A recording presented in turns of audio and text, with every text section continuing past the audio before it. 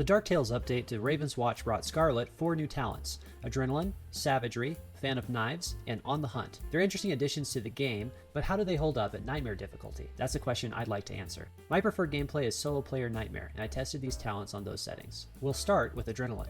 Adrenaline has 2 effects depending on your form when you use combo points. In human form, regen 2 HP per combo point. In wolf form, increase attack speed by 4% for 6 seconds. Adrenaline scales by 0.6 health and 1% attack speed per level.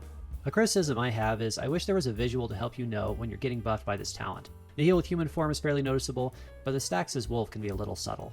Giving the human form a heal is pretty cool since it doesn't have lifesteal in its base kit. Adrenaline lets you play more proactively in human form, which I would argue is often the safest form of the two. Wolf tends to incentivize you to man up, which is dangerous against Nightmare enemies. Speaking of manning up, how significant is the attack speed? This talent compares to Slash Flurry in my opinion, but Slash Flurry is better. Here's what it looks like. It's noticeable, but not crazy. I would generally argue that attack-based builds are too dangerous to rely on in Nightmare. You should only prioritize attack speed with the intention of building combo points. With that in mind, Adrenaline is middle of the road. Not bad, but not too likely to boost your run significantly. Adrenaline synergizes with the following: anything that lets you get a ton of stacks really fast, Slash Flurry, Murderous Intent, Double Strike, and things that get value when you're attacking more, Cleave, Wide Attacks, Savagery, Energy. Some talents let you use combo stacks, but I don't think that's generally a bottleneck, so I'm not going to get into that. So what if you had Devourer, Murderous Intent, Slash Flurry, and Adrenaline? I would love to see what that looks like, but it's a pretty dang specific build. It could be legit, so let me know if you try it out. In conclusion, Adrenaline is B tier. Moving on to Savagery. Here's how it works.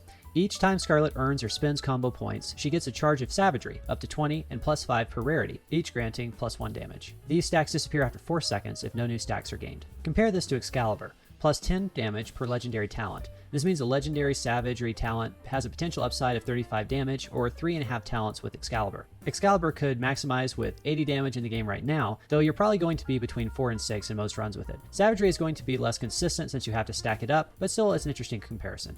Here's an example of this talent on the Chapter 1 boss after getting a stun. Notice how the damage I'm doing ramps, and on the left side you can see the stacks accelerating, which is kind of cool. However, this is effectively an attack talent, and like I said before, attack talents are risky at Nightmare difficulty. It's a cool attack talent though, because it ramps on your entire kit and not just attack.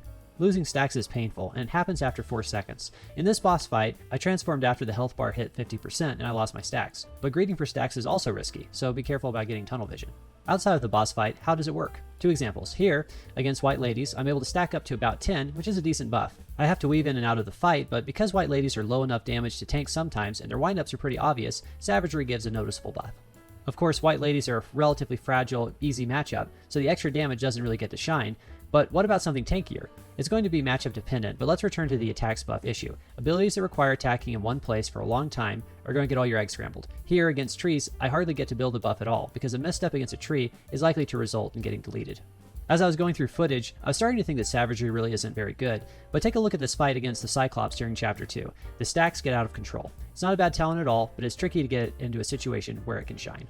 As far as synergies, it's going to do well with anything that does a big burst of damage, Explosive Rush, Double Strike, or a power with energy. I also want to call out Slash Flurry is a pretty cool synergy for getting stacks quickly. I haven't gotten to try it out yet, but conceptually, it should be pretty solid. This also goes for Double Strike. A disappointing point about how it works is that it stacks when you get combo points, but not proportional to the number of combo points you get. This means that you don't get just a ton of stacks with Murderous Intent. This was disappointing to me. I honestly don't think the ability would be busted if it did work that way, so maybe it'll change, but only time will tell. Savagery also has a theoretically good synergy with Fan of Knives to keep stacking while kiting, but that requires playing Fan of Knives, which I'm going to break down in a minute. Final takeaways. Savagery's benefits can be significant, but they're hard to maximize. Play it most of the time like you don't have it, because otherwise it's too dangerous. Savagery is high B tier, low A tier for me. On to Fan of Knives. Fan of Knives has the coolest animation and sound design of the new talents. Whenever you dash, 4 spikes shoot out, doing 100% of your attack damage to each enemy they pass through. Each rarity upgrade increases the number of spikes fired by 1. This is fun when you line up several enemies at the same time. The piercing shots strike multiple enemies at once and is visually and audibly satisfying.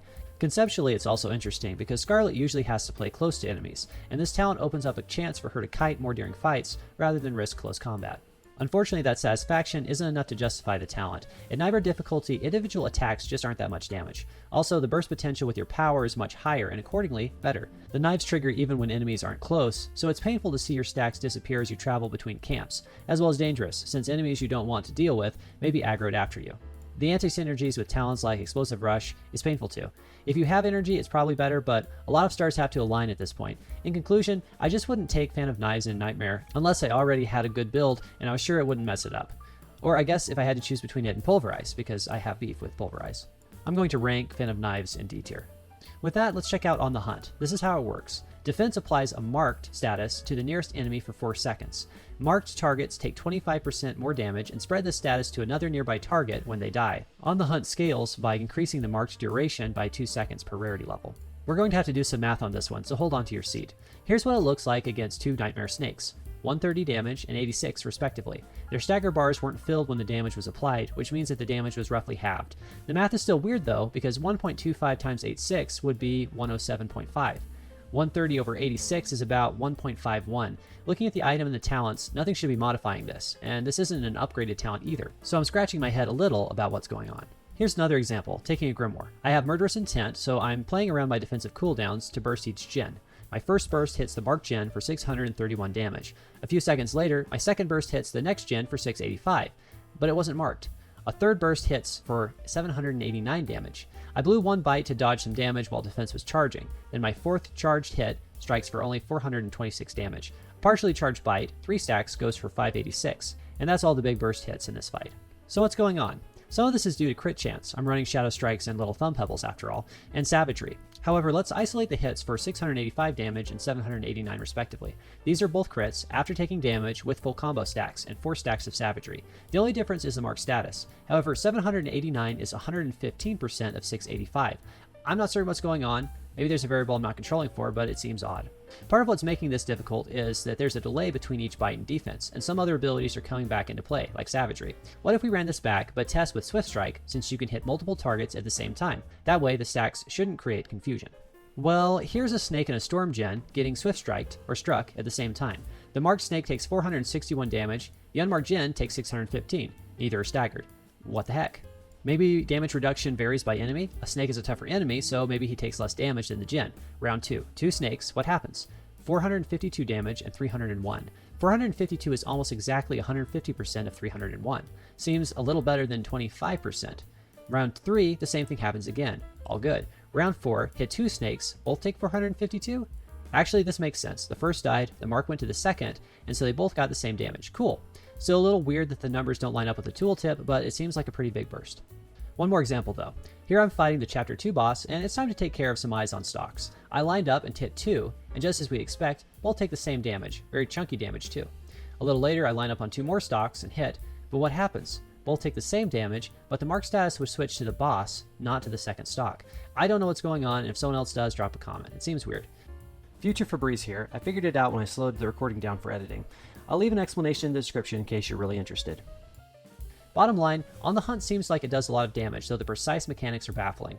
I would call it an A tier ability. With the high burst talent, it's going to contribute well to whatever the main burst is in your build. That's all for this one. Let me know if you've enjoyed this and if there are other guides you're interested in. Bye!